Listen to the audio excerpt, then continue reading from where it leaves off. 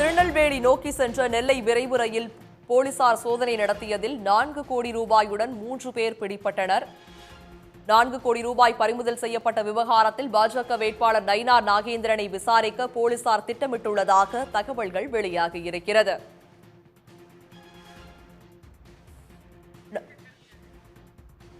இது பற்றிய விரிவான விவரங்களுடன் இணைகிறார் எமது செய்தியாளர் ஜெய்சங்கர். ஜெய்சங்கர், இது பற்றிய விரிவான விவரங்கள். கடந்த சில நாட்களுக்கு முன்பு தாம்பரம் ரயில் நிலையத்தில் ஓடும் ரயிலில் திருநெல்வேலிக்கு சென்ற ஓடும் ரயிலில் 4 கோடி ரூபாய் பறிமுதல் செய்தனர்.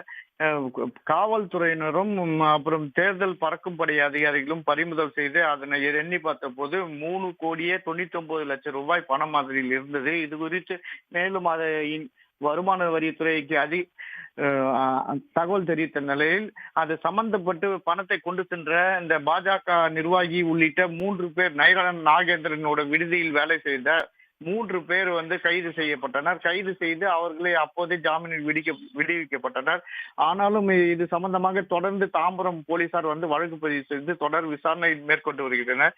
இதில் பாஜகவோட திருநெல்வேலி வேட்பாளர் நயினார் நாகேந்திரனுக்கான உறவினர் கோவர்தன் அவர்களுக்கு இன்று சம்மன் கொடுக்கப்பட்ட நிலையில் அவர் உடல்நிலை சரியில்லாததால் அவர் மகன் பெற்றுக்கொண்டு நேரில் ஆஜராவதாக தெரிவித்துள்ளார் தகவல்கள் தெரிவிக்கின்றன. அதே போல் திருநெல்வேலி வேட்பாளர் நயினார் நாகேந்திரனுக்கு இன்று தாம்பரம் போலீசார் இன்று புறப்பட்டு அவரிடம் சம்மன் கொடுத்து அவரை நேரில் அழைத்து விசாரிக்க முடிவு செய்துள்ளனர்.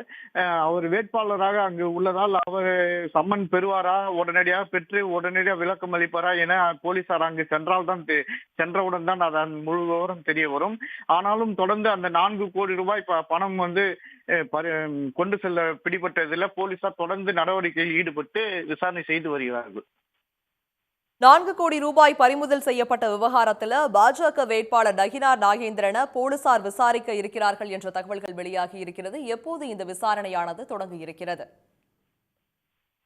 அதாவது ஏற்கனவே சம்பந்தமாக நயினார் நாகேந்திரன் அங்குள்ள செய்தியாளர்கள் கேள்வி எழுப்பிய போது இந்த பணத்துக்கும் தனக்கும் சம்பந்தம் இல்லை என அவர் கூறியிருந்தார். ஆனாலும் இந்த போலீஸ் விசாரணையில் அவர் நடத்தி வந்த சென்னை ப்ளூ டைமண்ட் ஹோட்டலில் பணி செய்திருந்த ஹோட்டல் மேலாளர் உள்ளிட்ட 3 பேர் மற்றும் பாஜக ஐடி கார்டுடன் அவர்கள் பிடிபட்டனர். அதே பெரும் அதிர்ச்சியை ஏற்பட்டது. அதன் தொடர்ச்சியில் தேர்தல் பறக்கும் படை மற்றும் உயர் போலீஸ் அதிகாரி முன்பாக இந்த வாக்குமூலம் அப்போது பெறப்பட்டு அதனை முறையாக விசாரணை செய்து வந்தனர். இந்த நிலையில் தான் முதல் படியாக அவரோட கோவர்தன் என்பவருக்கு சம்மன் அனுப்பப்பட்டது. அடுத்ததாக இந்த நயினார் நாகேந்திரன் அனுப்ப திட்டமிட்டுள்ளனர். இன்று இரவு போலீசார் புறப்பட்டு நாளை அதிகாலையில் அவருக்கு வழங்கப்படலாம் என தெரிகிறது.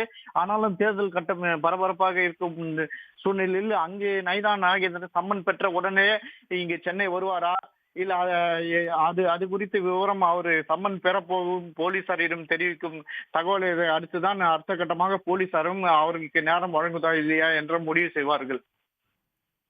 விவரங்களை வழங்கியமைக்கு நன்றி ஜெய்சங்கர். உடனுக்குடன் செய்திகளை தெரிந்து கொள்ள சன் நியூஸ் பெல் ஐகானை கிளிக் பண்ணுங்க.